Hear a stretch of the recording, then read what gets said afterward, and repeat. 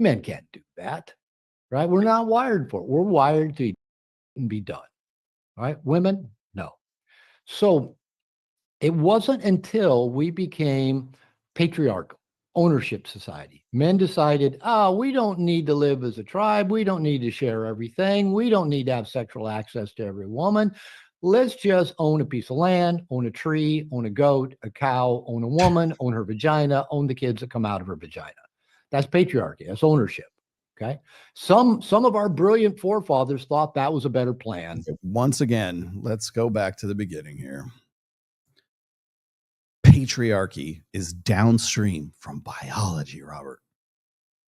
Patriarchy is a means of organizing society. Why? Because men are harder, men are tougher, men have more muscles, men have more dominance, men have, like, the thing that gets me is the dude is making all of these, like, it's basically social constructionism. He's making error after error after error here. So I'm going to throw out a couple of ideas here, but the thing is, I got to give you the patriarchy speech here. I've heard women say exactly the same thing.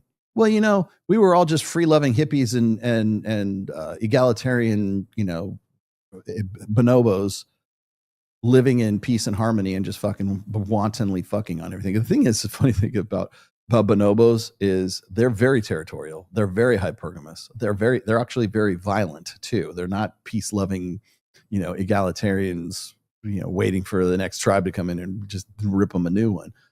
All right. So when we're talking about patriarchy is a balanced system. It is the most natural system. That's why we opted for it, because women need what? Women are the vulnerable sex. Men are the disposable sex. The more testosterone a man has, the lower his immunities are. That's why when a guy has a chiseled jaw, or he looks like he's yoked or whatever else, he looks like he has, like, those are cues. Those are visual cues of high testosterone. High testosterone means what? Aggression. It means dominance. It means muscularity. It means physical prowess. Okay. Those are qualities that can be fit into the category of protection and provisioning as well, if it comes down to hunting skills and stuff like that.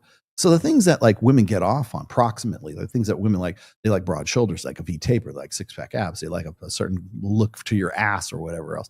Looks like you have thrusting power, right? That kind of shit. Height, for example, is another one. Like, why is it, like, we joke around about how women want to get a guy who's like 6 feet tall, who a 6 foot tall guy is what, 14%, 16% of the population. And then taller than that, it's even more rare. But that's what women want. Why do they want that? Because of biology. Because it's not because society convinced them that they should be with a tall dude. It's because that's what they want. That's what they feel. They want a guy with six-pack abs. They want a guy with V taper. Why? Because society convinced them that that's what they ought to want? No. It's because that's what looks like a guy who's going to be physically dominant. He looks like somebody who's going to protect, provide, and hopefully be parentally invested in her. Like I said before, like, when women, you want to know why women are so like, women don't just wantonly fuck anybody. They have to, they're more selective. They're more picky. They have to be, because even if they pick the right guy, that dude could die and she's dead too. At least in our ancestral 10,000 years ago, you know, in our ancestral past. Biology is downstream from how we organize society. Biology is downstream from families. Biology is downstream from society. Biology is downstream from patriarchy is downstream from biology. So patriarchy is just a way of organizing a society. Matriarchy, so the difference is this: there's androcentrism, there's gynocentrism, then there's patriarchy, and then there's matriarchy. Patriarchy is the most natural, evolved way of organizing society. It is hierarchical. It is the way that men organize society. Women organize society in the round, which is what he's been arguing for since he started this thing, 4 minutes ago. So he's basically arguing for egalitarianism as being the most natural. Egalitarianism and promiscuity and just penises and vaginas, that's been his MO for the entirety of the video, really. But the fact of the matter, we're spinning plates, and these guys think that, you know, body count makes a difference, and they're just insecure because society makes them. It's not society; it is biology, and that's why patriarchy is the most natural thing, because it serves both men and women. Why? Let me explain. Patriarchy is the most balanced system. I'm going to channel turd flinking monkey. Thank you very much. Patriarchy is the most balanced way of organizing society and has been this way right up until the sexual revolution, right up until the advent of hormonal birth control, and everything went out the fucking window. That's why you get guys that like this right now. You wouldn't hear a guy like Robert Glover prior to 1965. So let's just go down the patriarchy. Patriarchy is more balanced. Why? Because it puts responsibility with authority. So if we're going to be, if as a man, as a patriarch, as a father, as a guy who has formed a family, who has monogamously done this, not because he goes, I need a woman and I'm going to take her and I need my kids and I need everything to be all within my that's the most natural way of thinking about it for men. That's just how it works. If a guy could get 3 wives, he would do the same fucking thing. So the thing is that patriarchy is more balanced than what we have now for certainly feminism, certainly gynocentrism, because gynocentrism supports responsibility with no authority, which is the definition of slavery. So men are still responsible for births. They're still responsible for kids. They're still responsible for keeping a wife. They're still responsible for all the things that patriarchy would make them responsible for, but they don't give them the authority to affect that. Under patriarchy, men had that authority. And that's what rubs women raw today. So if I say, well, I'm a patriarch, I have to be responsible for my kids. I have to be responsible for my wife. I've got to make enough money. I got to be responsible for my dogs. I got to be responsible for the people I work with. I got to be responsible for not my family, my mom and dad, her mom and dad, because now we've blended families together. I might be the patriarch of this family, but I still have responsibilities to not only my family, but my clan and her clan, right? That's what marriage is. It's a mixing of the clans. And so if I'm responsible for all of that, if you think about the patriarchs of the Old Testament, Abraham and Sarah, right? Abraham and Sarah. And then concubines, maidservants, manservants, goats, herds, all this other shit that he has to be responsible for. And if a son or a daughter or even one of his employees, one of his servants goes off the reservation or commits a crime or whatever, they're responsible for it, yes, but also the patriarch is responsible for it because he wasn't there to keep that motherfucker in line, right? So I have to be responsible. Like now let's take it up to modern times, right? We think of patriarchy as like 1950s Leave It to Beaver, father knows best bullshit, okay? That's like romanticized era. That's why I keep saying we don't have a pendulum. We're not going to swing back to the 1950s and father knows best, okay? That's not going to happen. But the thing is that was when patriarchy sort of came into its own, or people like modern feminism or militant feminism of the late 60s and early 70s harken back to the 50s because they thought that was imprisonment and enslavement of women in that wifely role, right?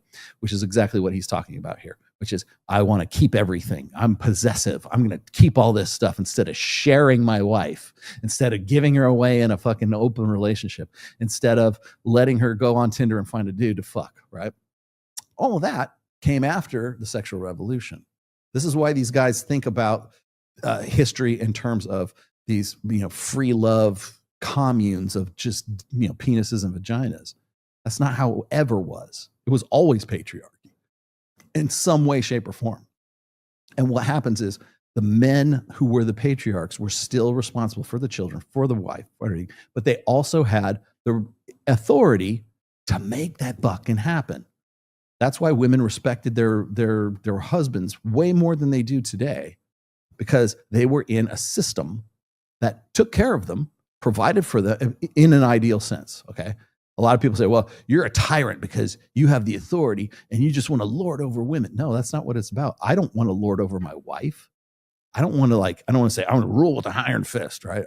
My wife asks me, I'll give you an example. My wife will ask me if it's okay if she buys like cosmetics, right? Oh, it's going to be $120. She can't buy it. Go ahead, but because she has that sort of like masculine patriarchal respect for me, she asks me when it comes to, she's not going to ask me to buy groceries, but like if it's like some sort of purchase or something like that, she'll just politely ask me like, I'm going to buy this. Is that okay? Yeah.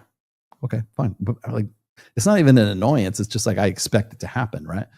But the thing is when somebody who wants to think of organizing society in egalitarian terms, they're going to look at that and they're going to go, "You really must like rule over her with an iron fist." No, I don't. I didn't tell her to do that. She just does that. Why? Well, because she has masculine respect for me. She, like her father, was very much an alpha male. So that's what she's expecting from me, and that's what I deliver. Okay. So I have the authority in that sense for a purchase.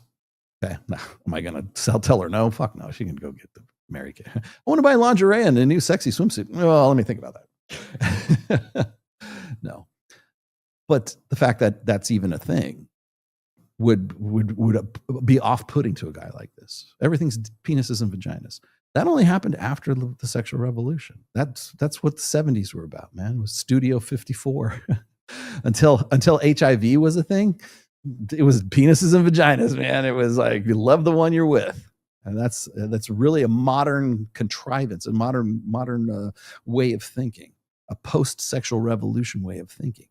Prior to all this, man, the generations that came before hormonal birth control this wouldn't even be a conversation. They wouldn't even know to talk about this.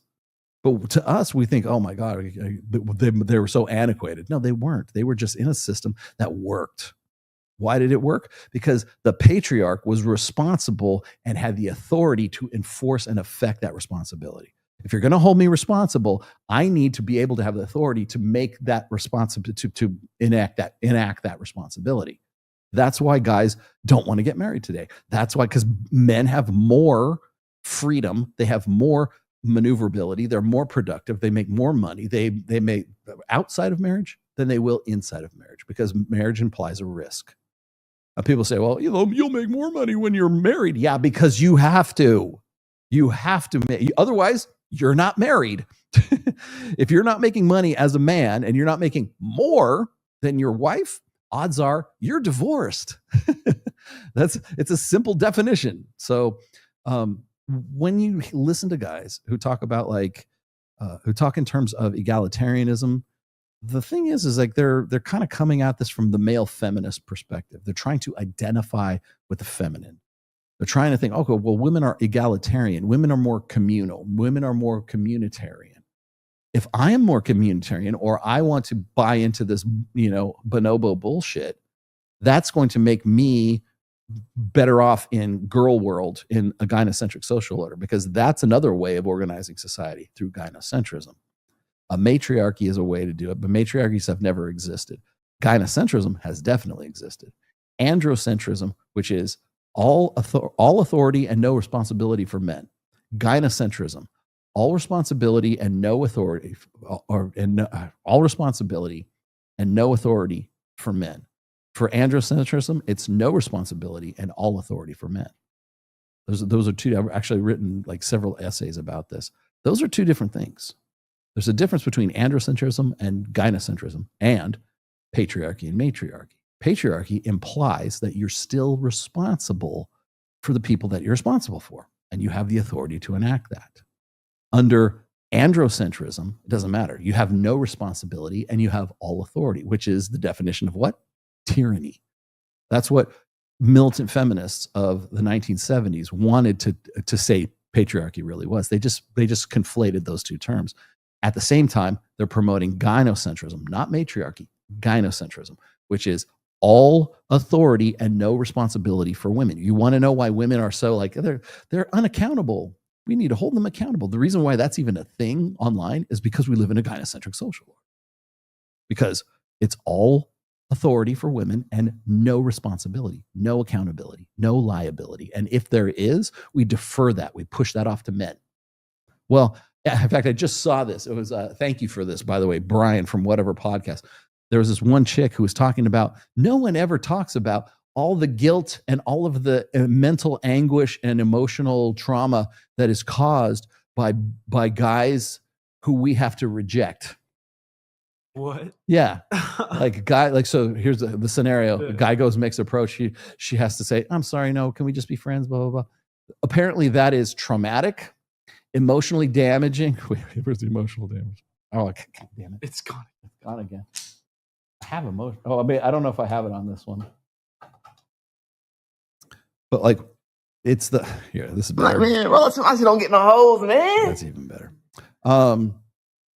But apparently it's emotionally damaging to have to reject a guy, and nobody's sympathetic for women. Nobody's empathetic for women for having to do that. And I'm just like, that is like essentially what you're saying is you ladies, well, this lady, I don't know, I can't like tar every woman with this, but well, essentially what she's saying is we need to have sympathy for her having no sympathy. Wow. for a guy. That's I need like counseling and therapy because this guy approached me and I had to give him a rejection, and nobody ever talks about that. I'm just like, holy fuck. You want to talk about no responsibility and all authority? All authority is expecting anyone to have sympathy for this woman and her mental anguish and trauma for having rejected the guy in the first place. And I should also point out, these are the same bitches that will talk about, oh, you just need to go out and approach more. You guys just need to get out there in the field and you know, girls want to be asked out, blah, blah, blah. Until they don't, and then you cause them mental anguish. It's not even worrying about like, you know, assault charges or like creeping or stalking or whatever else. It's about the emotional trauma that accompanies her having to reject you. Go figure.